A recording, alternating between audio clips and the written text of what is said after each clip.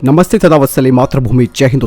दोस्तों दरअसल एक बड़ी खबर सामने आ रही है। आपको मालूम है कि चाइना दक्षिणी चीनी सागर में ही नहीं बल्कि हिंद महासागर में भी अपनी नजर गड़ा के बैठा हुआ है और उसकी नजर भारत से सटे समुद्री इलाकों पर है। चीन ने भारत से सटे समुद्री इलाकों में पनडुब्बियों की तैनाती की है और वैसे भी आप सब जानते हैं कि हिंद महासागर में कई विदेशी बंदरगाहों में चाइना की पहुंच बन चुकी है, जिसका वो फायदा आने वाले समय में सैन्य रूप से उठाएगा ही उठाएगा।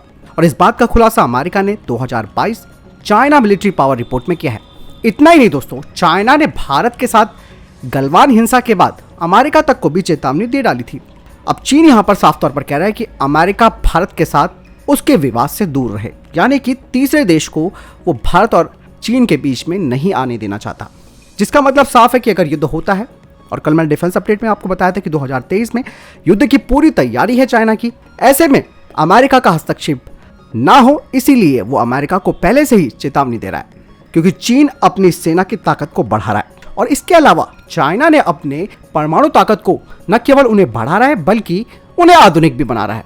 और चाइना साइबर और स्पेस वॉर में भी अपनी क्षमता को तेजी से बढ़ा रहा है और 2027 तक उसका बिल्कुल मोटो साफ है कि चाइना पूरी तरीके से ताइवान को अपने में मिला लेगा। अमेरिका की इस रिपोर्ट में इस बात का भी खुलासा किया गया है कि चीनी सेना Thailand, Indonesia, Singapore, Cambodia, Pakistan, Sri Lanka, UAE, Kenya, Seychelles, Tanzania, Angola, Equatorial Guinea और तजाकिस्तान में अपने सैन्य केंद्र बनाने की योजना पर विचार कर रहा है।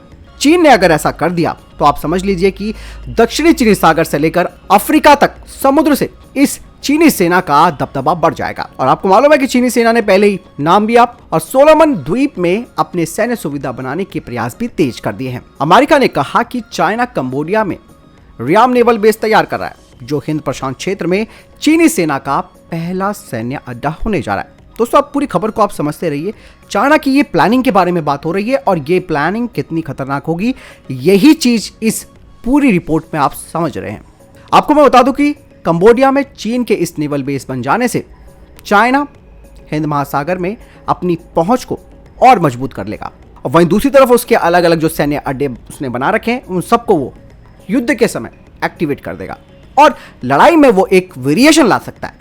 बात तो दोस्तों यहां पर खराब तब होती है जब चाइना इस बात को कह रहा है कि उसके और भारत के बीच में अमेरिका नहीं आएगा। दुनिया को चाइना इस बात को दिखाने की कोशिश कर रहा है कि चीन की मंशा सीमा पर स्थिरता कायम करने की है और भारत के साथ द्विपक्षीय संबंधों को मजबूत भी करना चाहता है और अन्य क्षेत्रों में भी जो भी गतिरोध हो रहा है उन्हें निपटाना चाहता है। ये चाइना की तरफ से स्टेटमेंट भारत के लिए आ रही है और वो दुनिया को ये मैसेज देने की कोशिश कर रहा है कि सब कुछ ऑल इज वेल है, लेकिन हकीकत उससे पीछे है। जिस तरीके से आपने देखा होगा और अभी तक मैं आपको डिफेंस अपडेट में बताता आया हूं कि वो एलएसी पर लगातार इंफ्रास्ट्रक्चर, इसके अलावा सेना डिपो, अपने एयर लॉन्च पैड्स लगातार उन्हें बढ़ा रहा है। चाइना को टेंशन इस बात की है कि अगर जंग के मैदान में अमेरिका ने भारत का साथ दे दिया तो चाइना बैकफुट पर आ जाएगा।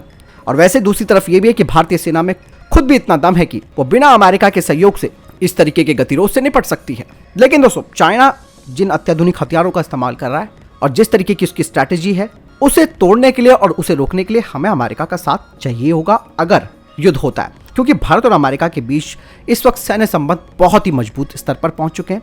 हाल ही में आपने देखा होगा कि औली में केवल चीनी सीमा से 100 किलोमीटर दूरी पर भारत और अमेरिका की सेनाएं युद्ध अभ्यास कर रही हैं।